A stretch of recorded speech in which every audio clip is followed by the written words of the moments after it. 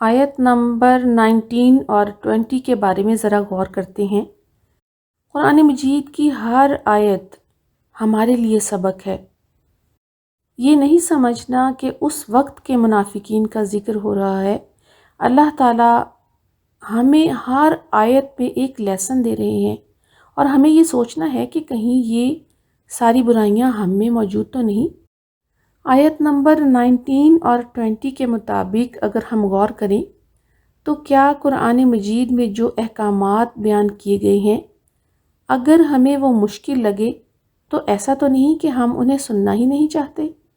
اگر یہ کہا جائے کہ چلیں قرآن کو سمجھتے ہیں، تو کئی دفعہ ایسا جواب بھی ملتا ہے کہ اگر سن لیا، سمجھ لیا تو عمل کرنا پڑے گا۔ کیا یہ راہ فرات نہیں؟ کیا اگر ہم اس کو سنیں گے نہیں تو ہمیں عمل نہیں کرنا پڑے گا؟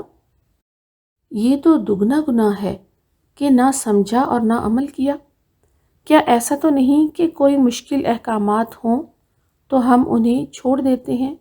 کیا ہم نے اللہ کے حکموں کے خلاف اپنے رسم و رواج کو بدلا یا بدلنے کی کوشش کی؟ کیونکہ دین کے آسان احکامات پر تو سب عمل کر لیتے ہیں۔ کسی درس میں جا کر بیٹھ جانا، لوگوں کو بلا کر قرآن پڑھا لینا، یا دین کے نام پر کوئی خوشیاں منا لینا، کیا یہ کافی ہیں؟ آیت نمبر 21، یا ایہا الناس اعبدوا ربکم، اے لوگو عبادت کرو اپنے رب کی۔ عبادت کا مطلب ہے عبد ہونا، کہنا ماننا۔ کیا کرنا ہے اور کیا نہیں کرنا اللہ تعالیٰ نے قرآن مجید میں واضح کر دیا ہے، اس پر عمل کرنا یہ ہے عبادت۔ اور وہ رب کون ہے؟ الذی خلقکم، جس نے پیدا کیا تمہیں، والذین من قبلکم، اور انہیں جو تم سے پہلے تھے، لعلکم تتقون، تاکہ تم بچ جاؤ۔ کس سے بچ جاؤ؟ گناہوں سے بچ جاؤ، اللہ کی ناراضگی سے بچ جاؤ۔ الذی جعل لکم الارض فراشا، وہ جس نے زمین کو تمہارے لیے فرش بنایا۔ گھر بناؤ، فصل اگاؤ، ہم اپنے مردوں کو دفناتے ہیں اس میں۔ زمین کو نرم کر کے ہموار بنا دیا، قابل استعمال بنایا۔ والسماء بناء، اور آسمان کو چھت بنایا جس کے ستون بھی نہیں ہیں۔ اتنی بڑی چھت، اور چھت کے ساتھ انسان کو محفوظ ہونے کا احساس ہوتا ہے۔ وَأَنزَلَ مِنَ السَّمَاءِ مَاءً، اور اس نے اتارا آسمان سے پانی۔ فَأَخْرَجَ بِهِ، پھر اس نے نکالا اس کے ساتھ، ہی کی ضمیر پانی کی طرف جا رہی ہے، پانی کے ساتھ نکالا، مِنَ الثَّمَرَاتِ رِزْقًا لَكُمْ، پھلوں میں سے رزق تمہارے لیے۔ اور ثمرہ کہتے ہیں ہر قسم کی پیداوار کو، ہر قسم کی خوراک کو۔ فَلَا تَجْعَلُوا لِلَّهِ أَنْدَادًا، پس نہ تم بناؤ اللہ کے لیے شریک، وَأَنْتُمْ تَعْلَمُونَ، حالانکہ تم جانتے ہو۔ اللہ تعالیٰ نے زمین، آسمان، پانی کی مثال دے کر بتایا ہے کہ دیکھو سب چیزیں اللہ کا کہنا مان رہی ہیں، تو انسانوں تم بھی اللہ کی عبادت کرو، اللہ کی بات مانو، فرما برداری کرو، اور اللہ کا شریک نہ بناؤ۔ حالانکہ تم جانتے ہو کا مطلب یہ ہے کہ عہد الست کر کے آئے ہو۔ قرآن مجید میں عہد الست کے بارے میں آئے گا کہ انسانوں کو پیدا کرنے سے پہلے ان کی تمام روحوں سے یہ عہد لیا گیا کہ کیا میں تمہارا رب نہیں ہوں؟ سب نے اس بات کا اقرار کیا، اللہ کی وحدانیت کا۔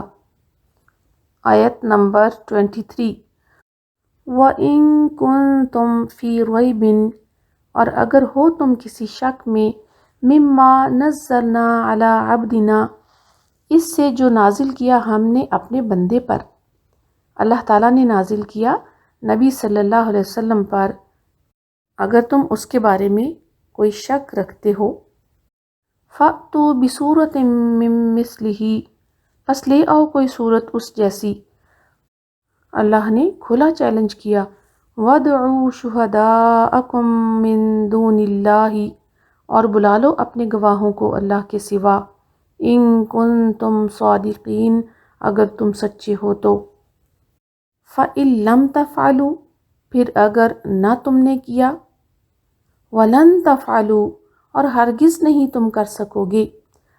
لم ہوتا ہے پاسٹ کی زوردار نفی، اور لن ہوتا ہے فیوچر کی زوردار نفی، نہ ایسا کیا اور نہ کر سکو گے۔ فَاتَّقُوا النَّارَ الَّتِي، پس ڈرو اس آگ سے وہ جو، وَقُودُهَا النَّاسُ وَالْحِجَارَةُ، ایندھن ہے اس کا انسان اور پتھر، اعدت للکافرین، تیار کی گئی ہے کافروں کے لیے۔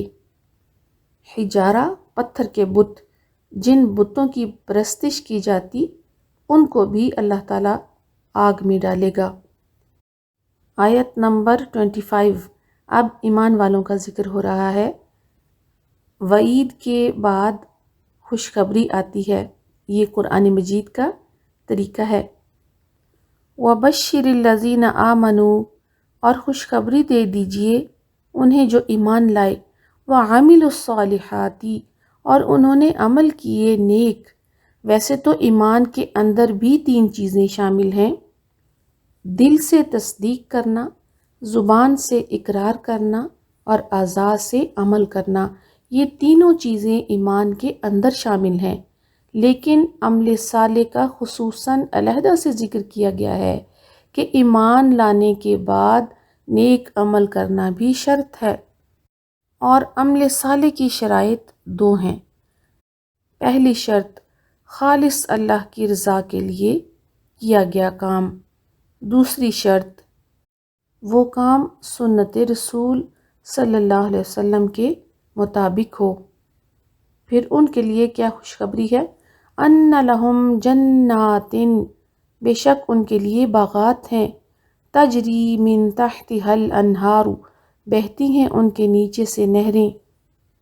جنت کے باغات کے متعلق نبی صلی اللہ علیہ وسلم نے فرمایا، نہ کسی آنکھ نے دیکھا، نہ کسی کان نے سنا، کسی انسان کے دل میں گمان بھی نہیں گزرا، یہ صحیح بخاری کی حدیث ہے۔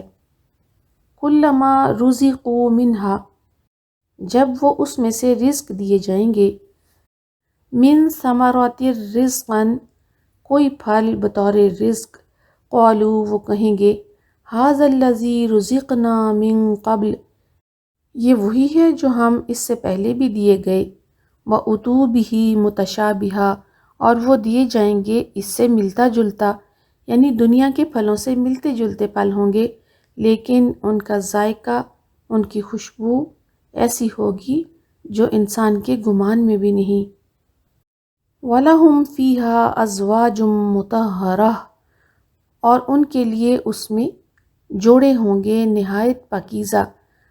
زوج کا لفظ شوہر اور بیوی دونوں کے لیے استعمال ہوتا ہے، پاکیزہ ساتھی ملیں گے۔ وَهُمْ فِيهَا خَالِدُونَ، اور وہ اس میں ہمیشہ رہنے والے ہیں۔ حدیث مبارکہ ہے، فرشتہ اعلان کرے گا، اے جہنمیوں اب موت نہیں، اے جنتیوں اب موت نہیں، جو فریق جس حالت میں ہے اسی میں ہمیشہ رہے گا۔ تو ذرا سوچئے کہ ہمیشہ کے فائدے کے لیے، ہمیشہ کے سکون کے لیے، کیا ہم دنیا کی تھوڑی سی مشکلات کو برداشت نہیں کر سکتے؟ کیا ہم دین کے لیے تھوڑی سی قربانی نہیں دے سکتے؟